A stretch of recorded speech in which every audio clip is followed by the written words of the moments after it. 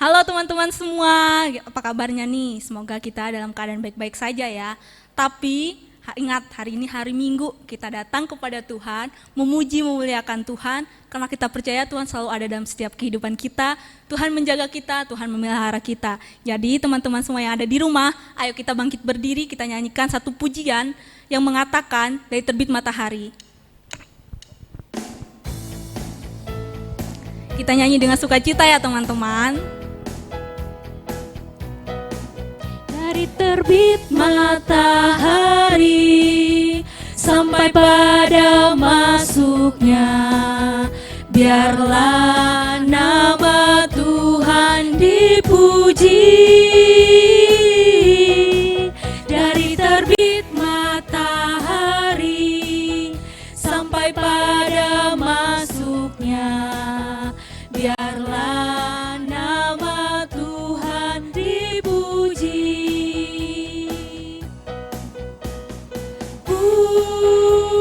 Puji Tuhan, puji Tuhan. Dari terbit matahari sampai pada masuknya, biarlah nama Tuhan dipuji. Sekali lagi kita nyanyikan lagu ini. Terbit matahari sampai pada masuknya, biarlah nama Tuhan dipuji. Dari terbit matahari sampai pada masuknya, biarlah nama Tuhan dipuji. Puji Tuhan, puji Tuhan. Dari terbit matahari sampai pada masuknya, biarlah nama Tuhan dipuji. Puji Tuhan. Puji Tuhan, puji Tuhan. Dari terbit matahari sampai pada masuknya, biarlah nama Tuhan dipuji.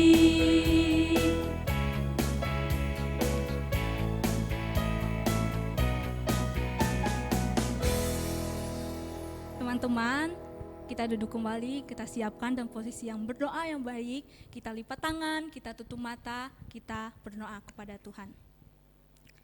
Tuhan Yesus yang baik, kami mengucap syukur atas berkat-Mu sepanjang hari ini. Kami kembali lagi datang kepadamu Tuhan, kami memuji Engkau Tuhan, karena di kesempatan ini Tuhan, kami ingin berseru kepadamu Tuhan. Kiranya Tuhan membimbing ibadah kami pada kesempatan ini, mulai dari awal, pertengahan, hingga berakhirnya.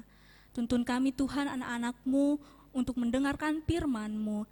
Nanti kiranya kami Tuhan itu bisa menjadi jalan dalam setiap kehidupan kami Tuhan. Kami bisa mendengar, kami bisa bersyukur kepadamu Tuhan atas apa yang Engkau lakukan kepada kami. Kami mengucap syukur atas berkat-Mu Tuhan, demi Yesus Kristus Tuhan dan Juru Selamat kami. Amin. Nah teman-teman di rumah, pada kesempatan ini kita mau mendengarkan firman Tuhan. Pasti teman-teman di rumah tahu kan gimana posisi mendengarkan firman Tuhan yang baik dan benar gimana? Iya betul, kita harus duduk, kita melupakan aktivitas kita yang lain, kita mendengarkan firman Tuhan dengan sungguh-sungguh, dan kita katakan bahwa Tuhan Yesus itu adalah pokok dalam setiap kehidupan kita. Kita nyanyikan lagu ini sebelum kita mendengarkan firman Tuhan, Yesus pokok.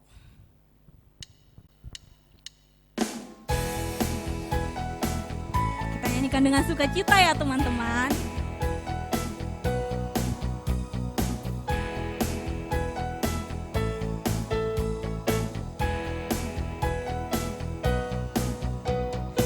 Yesus pokok dan kitalah caranya, tinggallah di dalamnya.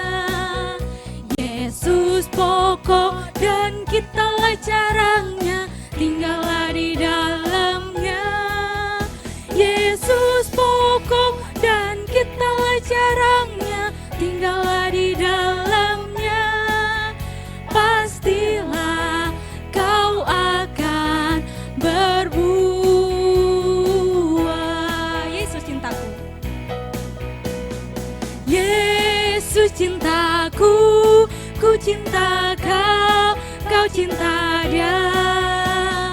Yesus cintaku, ku cinta kau, kau cinta dia. Yesus pokok dan kitalah caranya, tinggallah di dalamnya. Yesus pokok dan kitalah caranya, tinggallah di dalamnya. Yesus pokok dan kitalah caranya, tinggallah di dalamnya. Pastilah kau akan berbuah. Kita nyanyikan sekali lagi ya teman-teman. Dengan sukacita kita memuji Tuhan, kita memuliakan Tuhan.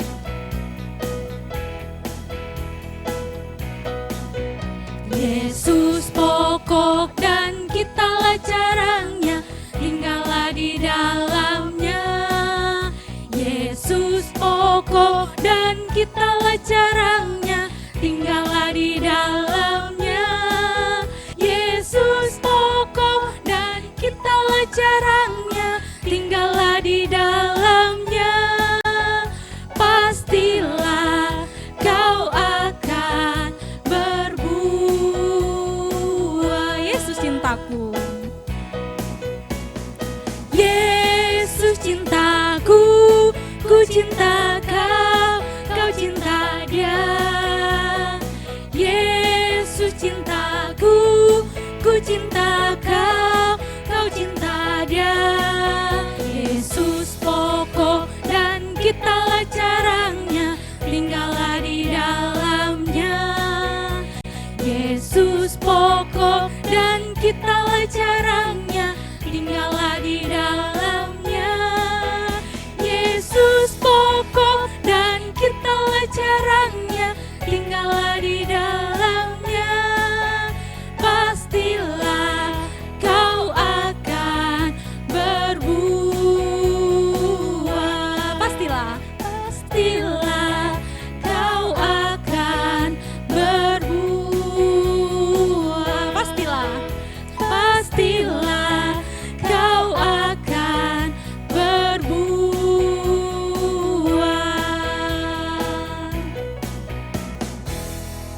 Sekarang teman-teman, kita siapkan hati kita untuk mendengarkan firman Tuhan dari yang dibawakan oleh los-lose kita dari gereja induk kita, yaitu dari gereja GKY Mangga Besar.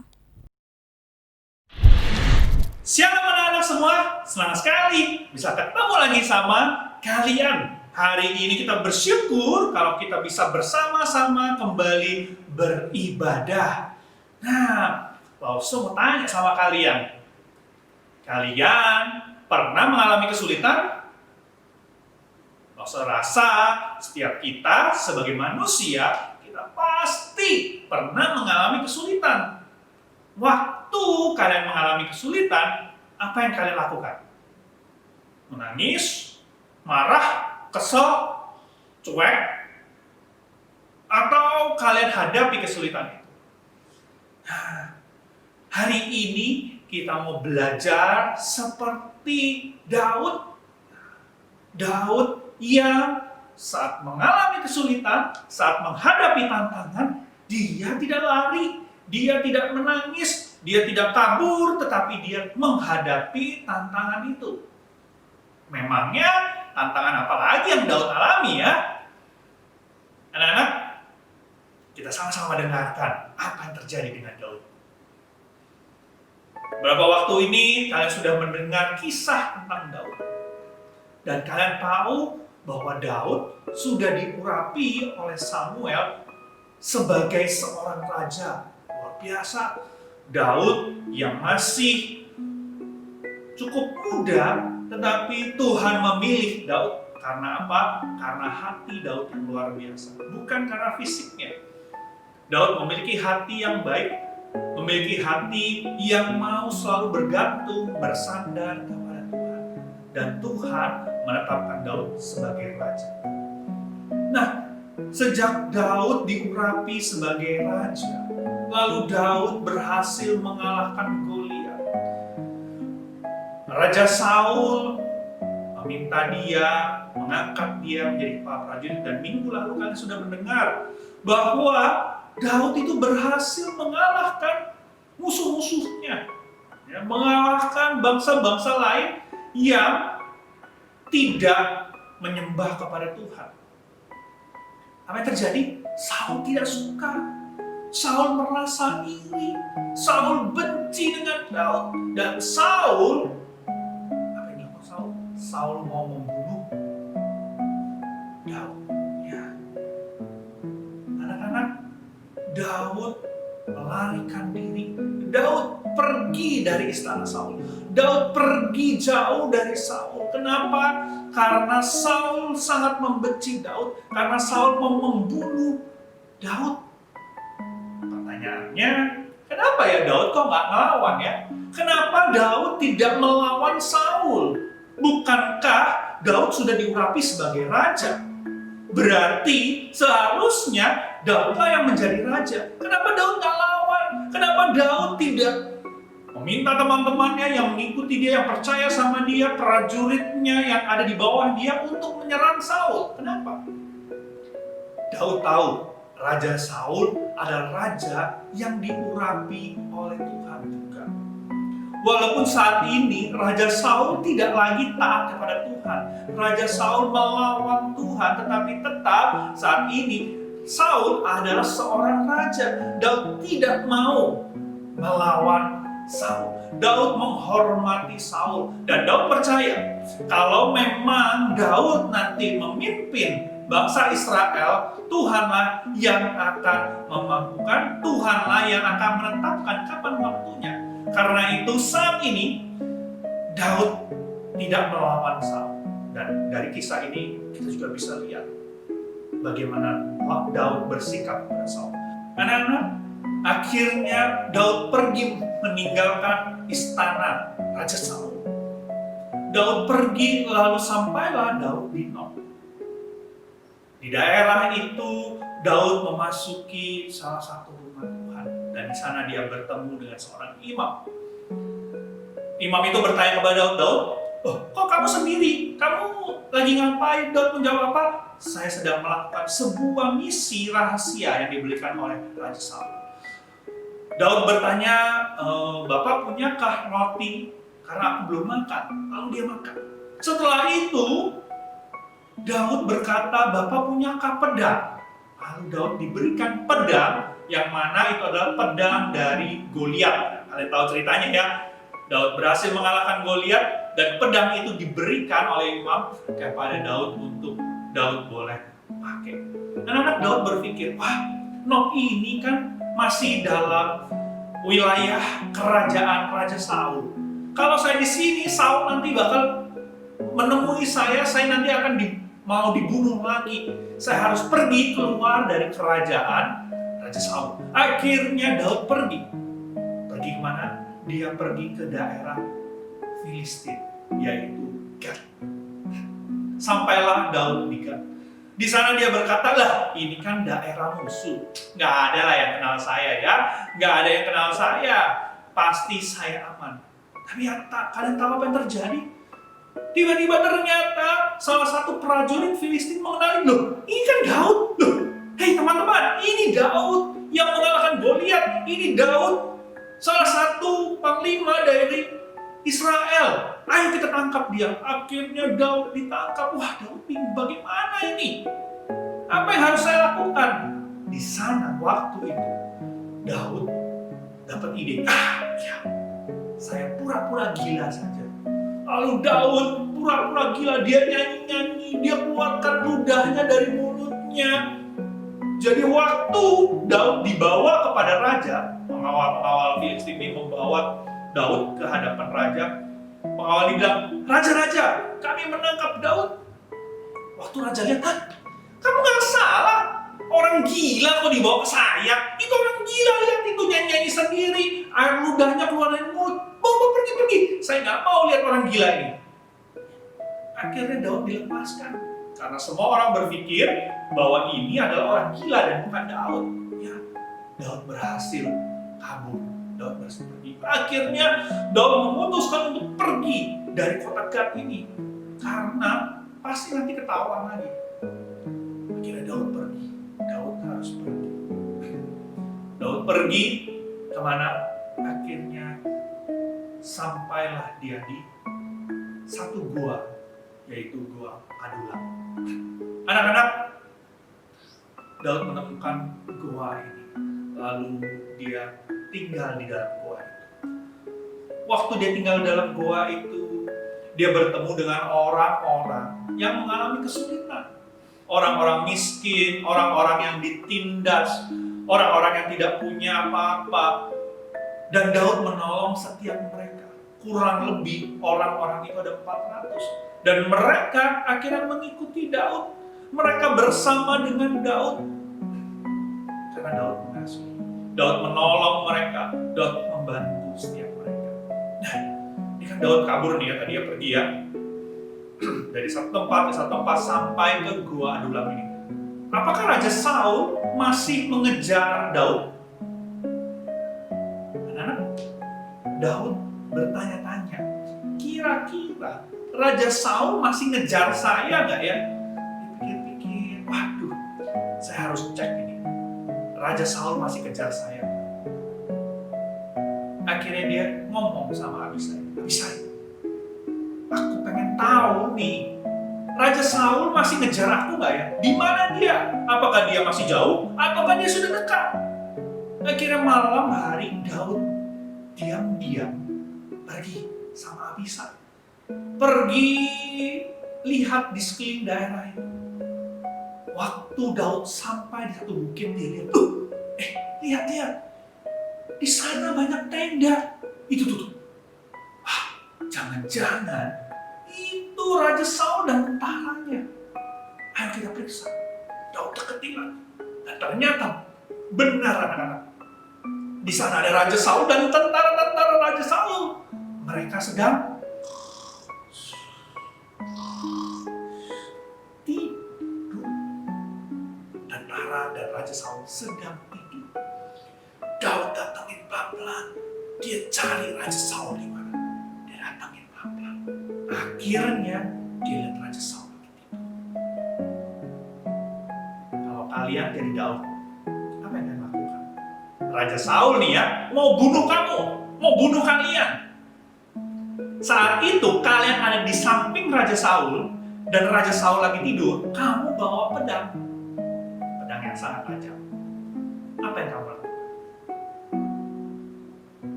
Kamu liatin?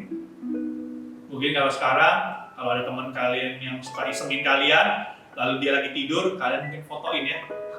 Fotoin, apalagi kalau lagi iluran di foto, lalu di posting, kasih caption macam-macam lucu-lucuan, ngejelekin atau ngejek-ngejekin atau bikin meme seperti itu. Apa yang Daud lakukan? Apakah Daud lalu menarik pedangnya lalu membunuh Saul? Tidak. Nah, ingat tadi. Daud menghormati Raja Saul.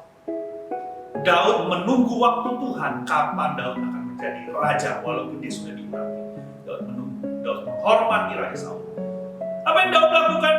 Daud hanya mengambil kendi dan mengambil pedang, tongkat Raja Saul.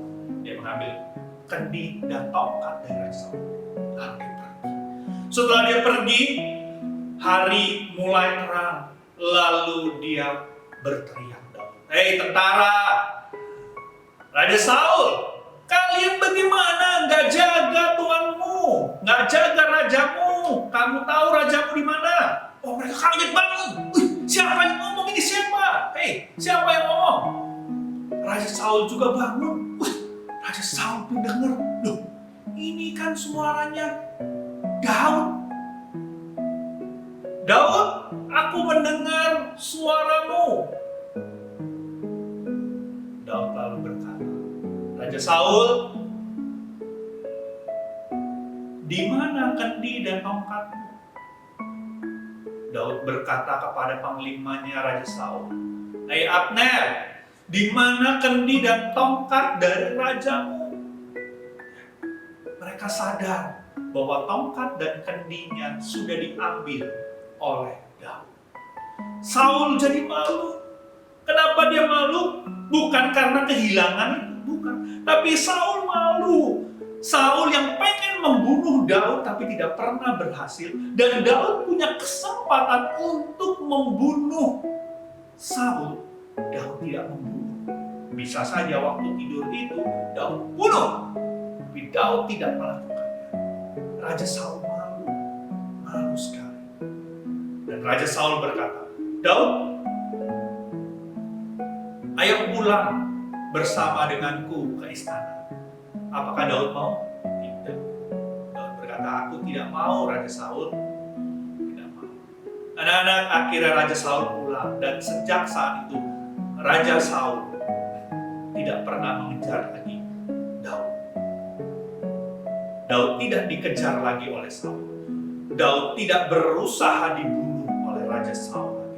Raja Saul pulang bersama dengan Daud tidak dikejar-kejar lagi. Anak-anak, inilah kisah tentang Daud saat dia dikejar oleh Saul. Tuhan tetap menyertai Daud. Kenapa? Karena Daud percaya, Daud bersandar pada Tuhan. Kita tahu kisahnya sejak dia melawan Goliat.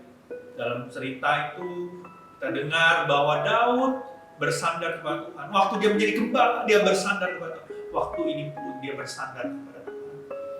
Dia tidak menggunakan kesempatan yang ada untuk balas dendam, untuk membunuh Saul. Enggak. Dia tetap mengasihi, menghormati Raja Saul. Anak-anak, dalam kesulitan, permasalahan yang kamu alami, mari kita percaya kepada Tuhan, bersandar kepada Tuhan. Sama seperti yang dituliskan oleh Daud di dalam Mazmur 23 ayat yang keempat. Bunyinya apa?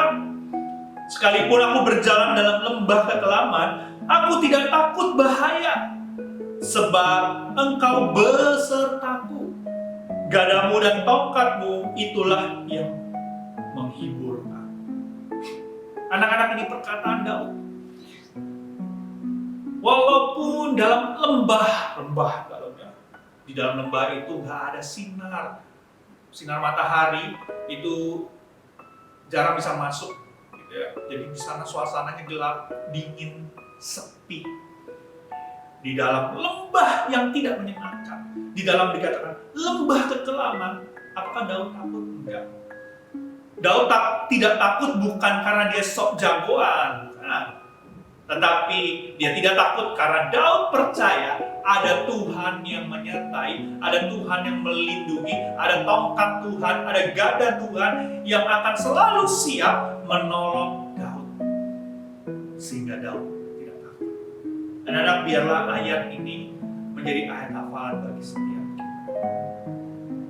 Sekalipun aku berjalan dalam lembah kekelaman, aku tidak akan takut bahaya, sebab Engkau besertaku. Gadamu dan tongkatmu itulah yang menghibur aku. Nah, mungkin kalian mengalami kesulitan di dalam pelajaran kalian. Mungkin kalian mengalami kesulitan dalam harus belajar online, kuota yang terbatas, gadget yang terbatas, susah. Papa mama juga mungkin tidak memiliki uang yang cukup banyak untuk membelikan kalian gadget yang baik, membelikan kuota yang cukup. Mungkin ada masalah yang lain. Mungkin ada teman-teman kalian yang suka jahat sama kalian, suka membuli kalian. Tidak tahu kesulitan yang kalian alami. Ini sama seperti Daud. Mari kita percaya dan bersandar kepada Tuhan. Jangan takut, sebab Tuhan beserta dengan kamu. Tuhan ada bersama dengan kamu. Tuhan tidak pernah meninggalkan. Dia sayang kepada kamu. Dia mengasihi kamu. Dan Tuhan Yesus akan selalu menjagamu dimanapun kamu berada, apapun yang kamu alami. Karena Dia adalah Allah yang Maha Kuasa. Langsung mau berdoa untuk kalian. Yuk, kita berdoa bersama-sama. Ya Bapa, Allah kami yang luar biasa, yang bersyukur mempunyai Allah yang luar biasa, Allah yang mengasihi kami, Allah yang menyayangi kami. Sama seperti Daud yang selalu percaya dan bersandar kepada-Mu. Tuhan, biarlah setiap kami anak-anak-Mu, kami juga boleh selalu percaya dan bersandar kepada-Mu. Walaupun kami ada dalam lembah kekelaman, tapi kami tidak takut karena Engkau beserta dengan kami. Tuhan, tolonglah setiap anak-anak-Mu yang ada, supaya menolong hidup mereka dalam masalah yang mereka hadapi, kesulitan yang mereka hadapi. Kau yang sertai mereka, kuatkan mereka. Kalau mereka saat ini mengalami sakit, Tuhan sembuhkan jamah mereka. Kalau keluarga mereka mengalami kesulitan, orang tua mereka juga mengalami kesulitan dalam pekerjaan, Tuhan berkati. Tuhan tolong mampukan mereka, berikan sukacita damai sejahtera dalam usaha. Kira Kau memberkati setiap mereka. Tolong Tuhan, dan biarlah sukacita-Mu selalu ada bersama dengan kami. Tolong kami Tuhan, biarlah mulai dari kecil kami belajar untuk bersandar kepada-Mu. Sampai kami besar, bahkan sampai selamanya kami tetap percaya dan bersandar kepada Engkau. Terima kasih. Kami menyerahkan diri kami ke dalam tangan. Biarlah Kau selalu menolong kami semua. Di dalam nama Tuhan Yesus, Tuhan dan Juru Selamat kami, Allah kami yang hidup, kami berdoa, mengucap syukur. Amin. Amin. Anak-anak, selalu percaya dan bersandar kepada Tuhan, karena Dia adalah gembala kita yang luar biasa. Kalau begitu, anak-anak, ibadah kita selesai sampai sini. Sampai jumpa minggu depan. Tuhan Yesus memberkati kalian semua. Dadah. Nah teman-teman, sekarang tibalah saatnya untuk kita mengumpulkan persembahan kita.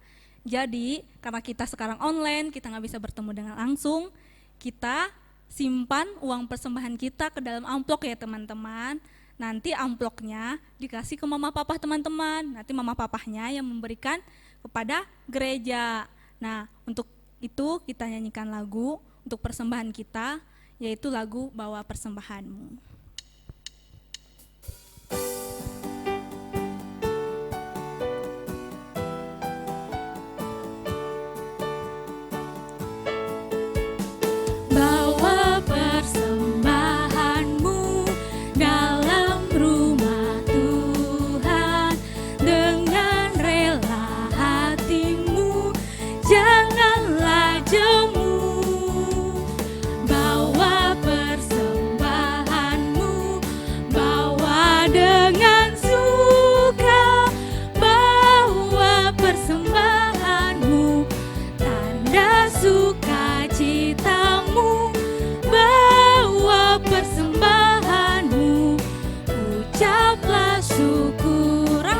Padamu.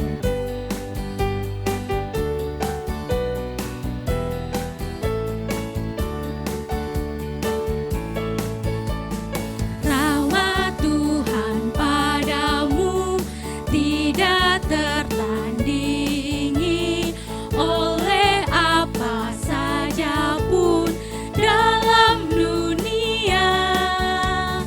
Kasih dan karunia sudah kau terima. Bawa persembahanmu, tanda sukacitamu.